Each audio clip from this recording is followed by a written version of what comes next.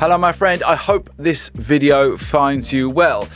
So just recently I've been getting back into recording and making my own music, and I feel for whatever reason really inspired to make another album, and it's been about 10 years since I felt that way. And something's kind of dawned on me as I've been doing some of the early mixes for the album is that I really have got a lot better. So in this video I want to share with you how I've improved. I'm going to show you some then and now mixes. I'm going to talk through what I've done to get here and give you some of my absolute best shortcuts for great sounding mixes, so it doesn't take you the 30 years it's taken me. Let's dive straight in.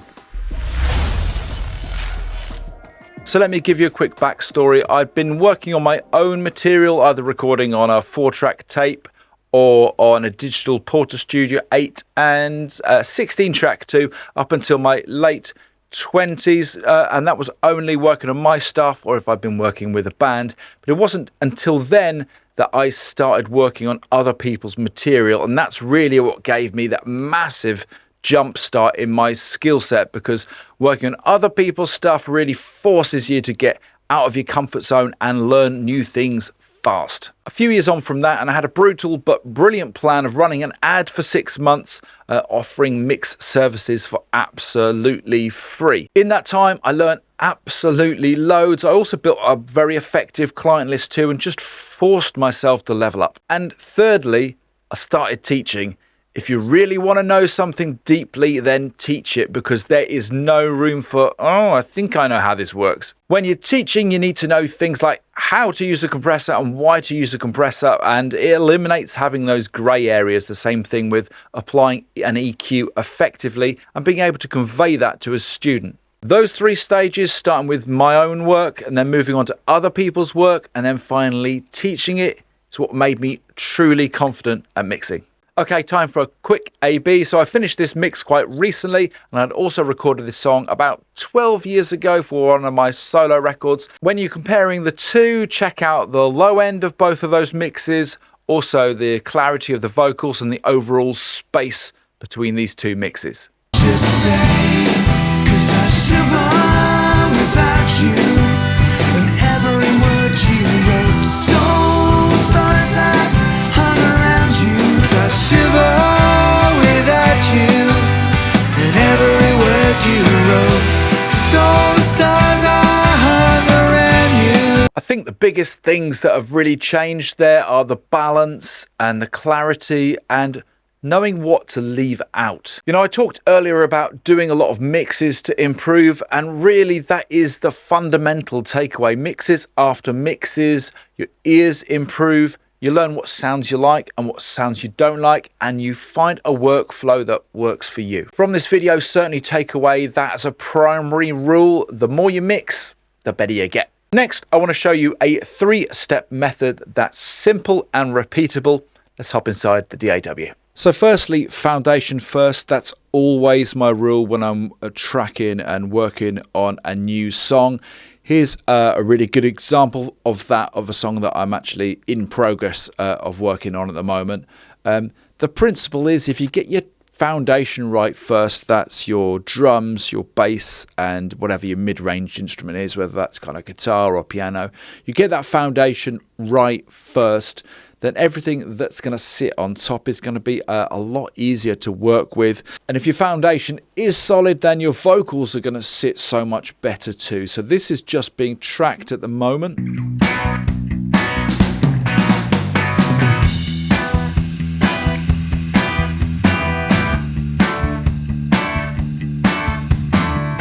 So everything in that foundation sounds really nice and tight, and the back line sounds like it's cooking. Moving on to number 2, and that's recording well. Aim to make your tracking so good that when you bring up a balanced mix, a bit like this one right now, everything sounds really good already. What you don't want to be doing is hearing niggles or problems and thinking, I'm going to sort that out later in the mix. Take a listen to when this song comes into the chorus. There are 3 more guitar elements that come in. Everything just on a balanced mix is already sounding really good.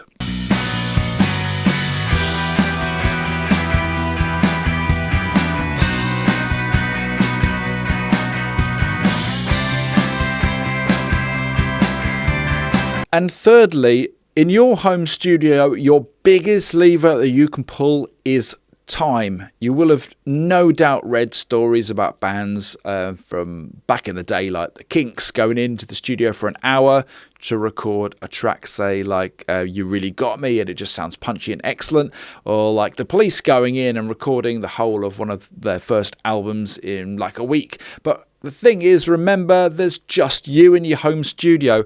If they turn that on me, I know that I'm the songwriter, I'm the arranger, I've got to perform everything, I'm going to be mixing everything, editing everything, mixing and mastering, and that's a lot of jobs. So just take the heat off and pull the lever of time. Sleep on it, come back another day, another week. This particular track I've had cooking for about 4, 5, 6 weeks, and it's fine. When I was younger, I used to just rush and be disappointed by the results, but cut yourself some slack.